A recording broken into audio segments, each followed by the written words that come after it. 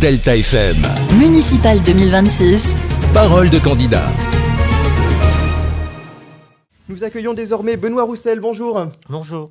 Donc vous êtes maire depuis 2020 à la ville d'Arques. Alors déjà pour commencer, quel bilan peut-on dresser de ces 6 années passées à la mairie d'Arques? Un mandat que j'imagine n'a pas été de tout repos, avec notamment les inondations et le placement en redressement judiciaire d'Arc France. Voilà, depuis 6 ans, on ne chôme pas à la ville d'Arques. Avec l'ensemble de l'équipe municipale, on a fait beaucoup de choses pour la ville. On l'a réveillée, on l'a replacée au cœur de l'agglomération du pays de Saint-Omer. On a redonné la fierté d'y vivre aux habitants parce que c'était l'objectif. Et on a fait tout ça sur la base de 3 piliers. Les solidarités, l'environnement et la citoyenneté. Et donc, on a décliné tout un programme au cours de ce mandat. Et donc, on avait 32 mesures. On en a réalisé à peu près une trentaine. On a 2 qu'on n'a pas réussi à mettre en œuvre par manque de temps en raison de toutes les crises qu'on a subies.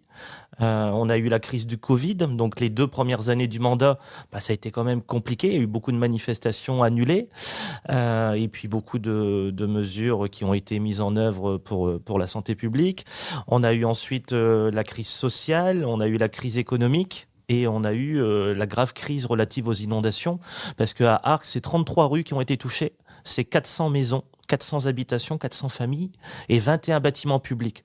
Donc, c'est-à-dire que même nous, on a été touchés en plein cœur lorsqu'on devait tout mettre en œuvre pour assurer les besoins primaires pour les habitants. Et donc, c'est venu à chaque fois compliquer les choses. Mais en tout cas, avec l'ensemble de l'équipe qui m'accompagne, on a été à la hauteur, je pense. On a été présent quand il le fallait et puis on a tout mis en œuvre, que ça soit la première urgence, les distributions de sacs auprès des habitants, l'accueil dans la salle pour les sinistrés. Et même au-delà, on avait même organisé un concert de solidarité avec une association des sinistrés de la ville qu'on a pu aussi redistribuer une petite somme d'argent auprès de chaque famille qui ont été touchées. Justement, avec les inondations, il y a des travaux qui sont encore en cours. Là, Oui. Récemment, il y a eu le déversoir qui a été inauguré. Il reste encore des choses à faire? Oui, il y a encore beaucoup de choses à faire. On a été inondé il y a 2 ans. Mais aujourd'hui, on n'a pas encore effacé toutes les traces. Alors, on s'est efforcé de mettre les bouchées doubles quand il a fallu, par exemple, reconstruire un pont, parce qu'on avait 3 rues qui étaient enclavées sur la commune. Donc ça a été fait en 1 an de temps. Et puis, il faut vous dire qu'à chaque fois qu'on a fait des travaux, on a essayé de rendre les bâtiments de façon encore plus sûre, de les protéger et de les adapter. C'est-à-dire, par exemple, si je prends l'exemple des Restos du Cœur, des Bébés du Cœur, qui se trouvent juste à côté de l'hôtel de ville, eh bien, on a pu moderniser le local. Ils ont pu recevoir des dons et donc ils sont désormais dans de meilleures conditions qu'ils l'étaient avant les inondations. Ou alors par exemple le local des Javeloteux, on a pu profiter de cette crise pour dire on va abattre un mur et puis on va agrandir le local pour le club et on essaye de raisonner comme ça. On a reçu les bâtards d'eau pour une partie des bâtiments. Vous voyez, juste 9 bâtiments publics, c'est 100 000 € pour les bâtards d'eau. Donc, c'est à chaque fois des sommes d'argent impressionnantes. Et puis, on a encore la voirie à terminer, où là, ce sont des marchés publics. On ne peut pas faire ce qu'on veut en claquant des doigts. Et donc, on a encore la place d'Arques et les rues autour à refaire. En parallèle de ces graves crises que vous évoquiez, il y a aussi des projets qui ont abouti depuis votre arrivée. Oui. Beaucoup de logements ont été créés, de nouveaux équipements sportifs également. Est-ce que la ville ressemble aujourd'hui à ce que vous imaginiez depuis votre arrivée ?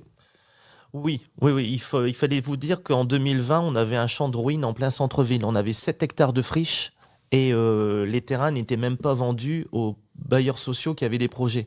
Donc nous, finalement, ces premières années de Covid, on a pu retrouver des bailleurs parce qu'ils se sont retirés avec cette crise du Covid. Donc c'est-à-dire ce qui était lancé, on va dire, dans la presse avant 2020, c'est pas ce qui a été fait puisque désormais c'est Villogia qui est arrivé en centre-ville. Mais par contre, pas de quel habitat, ils se sont retirés du centre-ville, mais ils ont décidé de rénover leur parc existant. C'est ce qu'on a eu en échange. Donc par exemple, la résidence Adrien d'Anvers, c'est pas encore démarré, mais il y a 7 millions d'euros qui sont fléchés pour rénover l'habitat. Donc, Arques, on a fait le calcul du coup pour ce bilan et on a créé 260 logements neufs sur la commune. Et ça représente plus de 600 habitants supplémentaires. Et donc avec l'INSEE, on a un petit décalage malheureusement avec l'INSEE parce que ça a été fait en février 2023 et donc ils ne sont pas comptabilisés dans le chiffre. Sinon, je peux vous assurer que formellement sur Arques, on n'est pas loin de 10 000. On est, je pense, un tout petit peu en dessous, mais je pense que l'année prochaine, avec les constructions qui arrivent encore, parce qu'il y a des permis de construire qui ont été signés il y a déjà quelques temps, je pense qu'on va passer le cap des 10 000. Et c'est une ville solidaire, Arques. on l'a vu. On a mis en œuvre, nous, notre programme politique sur les solidarités en un an de temps. C'est-à-dire qu'on voulait remettre la gratuité pour les seniors, pour aller au voyage. On voulait la gratuité de la médiathèque. On voulait un minibus pour les aînés, pour aller les chercher gratuitement chez eux, pour aller dans les clubs. Ça a été fait. Et pour les jeunes, on a remis en place tout de suite une bourse communale qui avait été supprimée. C'est-à-dire c'est 50 000 euros par an, donc c'est 300 000 euros qu'on a distribués pour les étudiants et lycéens de la commune, qu'on soit boursier ou pas boursier. C'est-à-dire même si les parents ils ont des revenus qui font que ils sont pas éligibles aux bourses nationales, on met quand même 85 euros par exemple pour les étudiants et jusqu'à 600 euros pour les étudiants boursiers. Et pour vous dire que c'est important et les familles qui sont habituées à ne rien avoir parce qu'ils sont des barèmes un peu plus hauts, et ils sont contents d'avoir des fois 35 euros pour un lycéen ou 85 pour un étudiant. Donc vous êtes officiellement candidat à votre propre succession. Sur les réseaux sociaux, vous dites vouloir faire avancer Arc ensemble. Quelles seront vos priorités pour le prochain mandat ? Écoutez, les priorités, c'est de maintenir tout ce qui a été mis en œuvre en matière de solidarité et de pratiques environnementales qu'on a mis en œuvre. Et ça, ça représente forcément une bonne partie du budget de fonctionnement d'une commune. Parce que rien que pour les aînés, c'est 1800 aînés qui ont par exemple un colis de Noël avant les fêtes, un colis que les élus ont plaisir à réaliser, et puis on commande que des produits locaux du territoire qu'on amène. Forcément, ça représente un coût de fonctionnement. Donc nous, on veut vraiment poursuivre tout ce qui a été mis en œuvre dans les solidarités, dans les pratiques environnementales. Pour répondre à la question précédente, on a créé un mur d'escalade par exemple en structure sportive. C'était pas prévu parce qu'on a tellement une proximité avec les habitants et les associations qu'on les reçoit régulièrement et puis on nous a demandé de créer ce mur d'escalade qui nous a vraiment pas coûté cher, à peine 40 000 euros pour la ville parce qu'on a eu 40 000 euros d'aide du département. Donc on a pu faire ça, on a pu faire le terrain de foot synthétique, engazonner le terrain rouge, tout ça, ça a permis au club de foot où ils ont quand même 400 familles, 400 licenciés qui pratiquent ce sport. Quel que soit son revenu, c'est vraiment le sport, ça draine vraiment toutes les catégories sociales de la commune. Pour vous dire que ça a été fait, et puis on a plein d'autres projets forcément pour le sport parce que il faut gérer l'argent de façon en bon père de famille, et donc quand on investit, on aime bien aller chercher des cofinancements. C'est-à-dire, on aime bien aller chercher l'argent du département, l'argent de la région, l'argent de l'État, et puis des fois de l'Europe. Et donc, nous, quand on met 1 euro, à chaque fois, on essaye d'en récupérer d'autres, et c'est ce que les habitants n'ont pas à payer, parce que l'équipe municipale, elle se débrouille pour aller chercher d'autres financements. Sur votre page Facebook, je vois un mot qui apparaît plusieurs fois, c'est le terme écologie. Et c'est important pour vous. Je vois par exemple, il y a l'opération Un enfant, une plantation qui est menée depuis 5 ans. Vous avez permis de boiser donc plusieurs quartiers de la ville avec des arbres fruitiers. D'autres projets sont prévus dans ce sens ? Oui, il y a encore plein d'autres projets prévus dans ce sens. Donc forcément, on sait poursuivre cette opération qui se fait avec le parc naturel régional et qui s'adresse à tous les enfants de CP. Voilà, c'est pas forcément un arbre ou une naissance, c'est vraiment un enfant, une plantation, parce qu'à 7 ans, quand on est en CP, on a 7 ans et donc on a cet esprit d'aller dans le bon sens. On a les poules débarquent.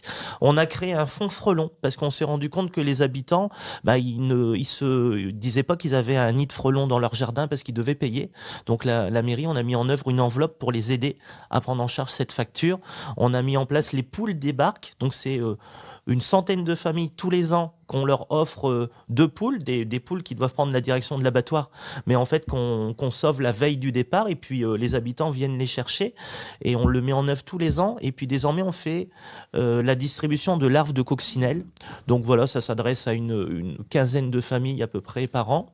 Et vous dire qu'en termes de personnel communal, avec nos agents des espaces verts, parce qu'on en a une trentaine d'agents aux espaces verts, on a mis en place des vivaces. C'est-à-dire qu'on est en train de changer toutes nos plantations annuelles pour dire qu'on consomme moins d'eau. Et ça prend du temps. Enfin, c'est un gros investissement au départ, ce qu'on a fait. Mais en tout cas, derrière, l'été, vous avez plein d'arrêtés du préfet qui vous dit vous n'avez pas le droit d'arroser. Donc, ça veut dire que les plantes, elles meurent. Forcément, elles ne sont pas arrosées quand il fait très chaud. Et donc, on les arrose moins. Et donc, ça nous fait aussi gagner du temps pour les agents qui n'ont pas à aller arroser toute la journée sur la commune, ou alors arroser à partir de 17h. Oui, c'est vraiment complexe l'organisation. Alors ça, c'est justement une partie du programme qu'on retrouve aussi chez votre adversaire, l'écologie, l'environnement, les animaux. Votre adversaire, justement, c'est Didier Talleux, candidat avec sa liste Union populaire arquoise. Quel regard vous portez sur la liste de votre adversaire ? Bah alors écoutez, moi je n'ai pas d'adversaire, je n'ai que des concurrents, donc ça c'est une chose. Faut vous dire que c'est une personne qu'on a l'habitude de croiser, hein, qui est revenue vivre sur la commune il y a 5 ans, donc voilà, c'est un personnage connu. Sur les mesures, il faut vous dire que l'environnement, bah forcément, avec la crise qu'on a subie, il faut être résilient, il faut forcément changer ses habitudes, c'est ce que je dis depuis toutes ces années, on n'a pas le choix, il faut s'adapter. Et donc c'est bien que cette thématique, entre guillemets, soit au cœur de tous les programmes, c'est nécessaire. Mais sur sa liste, alors justement, lui explique qu'il a récupéré certains de vos élus, de vos adjoints que vous avez perdus, en tout cas qui ne seront pas renouvelés. Vous allez nous expliquer sur votre liste, qui vous ont quitté ou qui ont rejoint la liste de Didier Talleux. Oui. Racontez-nous. Bah écoutez, moi je suis venu pour présenter mon programme Arc la fierté d'y vivre ensemble. Faut vous dire que moi je suis content de repartir avec la moitié de l'équipe précédente. Les autres ont décidé d'arrêter. Des fois ils étaient à 3 ou 4 mandats. Et pour vous dire que, en tout cas, tous ceux qui sont avec moi, c'est ceux qui sont présents sur la commune. C'est ceux qui assistent aux assemblées générales, aux réunions, qui viennent au conseil municipal et aussi qui viennent au conseil communautaire. Ça, c'est important parce qu'à l'Agglo, il faut vous dire qu'on a des projets à défendre. Et pour le prochain mandat, en tout cas, si le PPI, c'est-à-dire le programme pluriannuel d'investissement de la CAPSO, flèche beaucoup de bâtiments sur la ville d'Arc, ça sera aussi une grande fierté pour la ville parce que ce sont tous des financements que l'Agglo va apporter sur le territoire. Vous parlez de l'Agglo. En quelques mots, votre adversaire vous reproche un cumul de mandats. Qu'est-ce que vous lui répondez ? Écoutez, le cumul de mandats, aujourd'hui, je suis maire et conseiller départemental. Il faut vous dire que moi, je ne suis pas retraité, je n'ai pas 75 ans. Et donc, mon activité professionnelle en tant que juriste, je ne la pratique plus. Je suis en détachement de la Massif, de mon ancien employeur, une mutuelle. Donc, il faut vous dire que j'ai plus du tout de salaire là-dessus. L'indemnité du maire, c'est une indemnité simple. Et l'autre indemnité que j'ai, c'est conseiller départemental du Pas-de-Calais pour le canton. Et je peux vous dire que le département, c'est une structure départementale qui apporte beaucoup à la ville d'Arc. Et on l'a quantifié. On est à près de 5 millions d'euros investis par le département sur nos projets. Eh bien, on va devoir s'arrêter là. Le temps est passé. Merci beaucoup d'avoir accepté de répondre à toutes nos questions sur Delta FM. Parole de candidat, c'est fini pour aujourd'hui. Merci Rémi pour la coprésentation de l'émission. On se retrouve très vite pour un nouveau numéro. Bonne journée à tous sur Delta FM.